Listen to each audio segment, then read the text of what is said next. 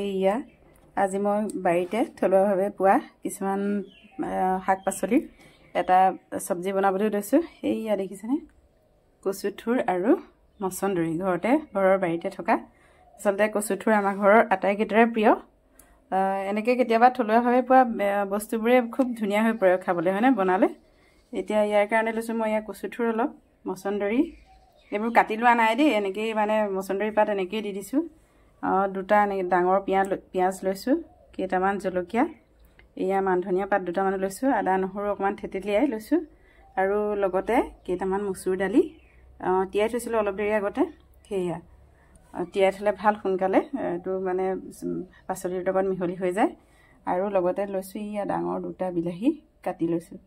আচলতে কণ বিলাহী দিলে ইয়াৰ টেষ্টটো খুব ধুনীয়া হয়, খুব সুন্দৰ হয়, কিন্তু আমাৰ ঘৰত কণ বিলাহী নাই এতিয়া, আগতে বহুত হয় আজিকালি নাইকিয়া হ'ল।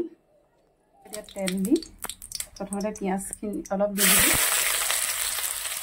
পিঁয়াজ সৰহকৈ দিছোঁ, পিঁয়াজ দিলে বস্তুটো ভাল হয়। দিছোঁ অলপ আদা নহৰু, অলপ ৰাখিছোঁ মই পিছত দিম।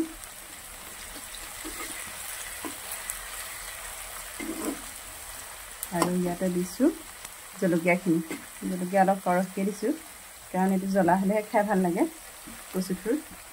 আচলতে টেঙা দিও খায়, মই কিন্তু কি হয় মানে জ্বলা হ'লেহে খাই ভাল পাওঁ কচুথুৰটো।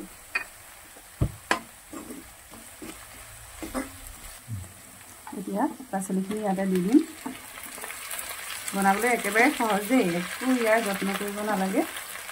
আচলতে কিছুমানে কচুথুৰবিলাক কি হয় সিজাই পানীটো পেলাই দিয়ে, কিন্তু মই তেনেকৈও নকৰোঁ। সিজাই পানীটো পেলাই দিলে বেয়াহে পাওঁ।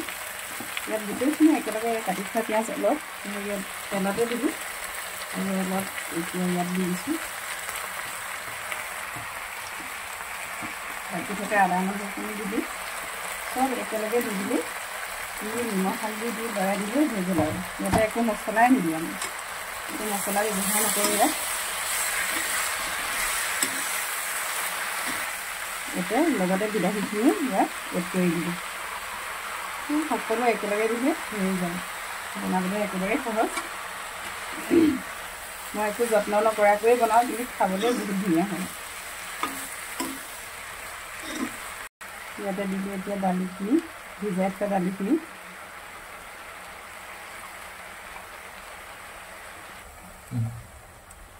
ইয়াতে জোখমতে দিলোঁ হালধি, দিলোঁ নিমখ।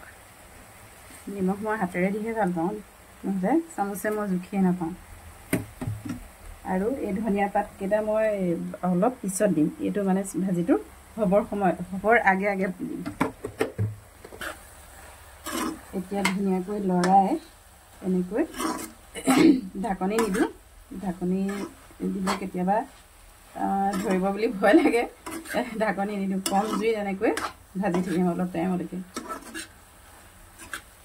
ইয়াত কিন্তু একো মছলাই ব্যৱহাৰ নকৰোঁ। এয়া হ'ব হৈছেহি ভাজিখন। এতিয়া মই মান ধনিয়া পাত যে আনি থৈছিলোঁ সেয়া অলপ দি দিলোঁ, এড কৰি দিলোঁ। এনেকৈ মাজে মাজে লৰাই থাকিব, কাৰণ যিহেতুকে ঢকা নহয় যে, সেইটো কাৰণে লাগি যাবও পাৰে তলত। এয়া খুব সোনকালে সহজতে হোৱা এখন ভাজি হ'বলৈ হৈছেগৈ আৰু।